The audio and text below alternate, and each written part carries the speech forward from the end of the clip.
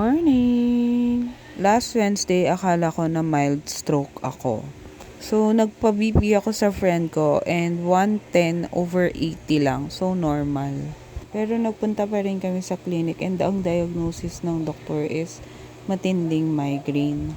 Then, by Thursday, I woke up nga na completely hindi ko na maikilos yung left side face ko. Hindi na sabay yung pagpikit ng mata ko, yung paggalaw ng ilong ko, hindi na rin sumasama si left.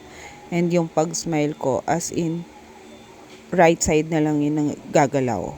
So, tumakbo kagad kami ng ospital and the doctor suggested na ER na ako. Isa lang naman yung panalangin ko dito, wag sanang mild stroke. At the hospital, they did to me is ECG, blood test, and CT scan. And it shows naman na normal lahat. Kaya ang sabi ng doctor is pwede na akong pauwiin. And their diagnosis is Bell's palsy. So, thank you Lord talaga kasi hindi siya mild stroke or wala akong problem with my brain. It's just that, na-stress ako ng ilang days and puyat ako as in. So, pagod, halo-halo. Pagod, stress.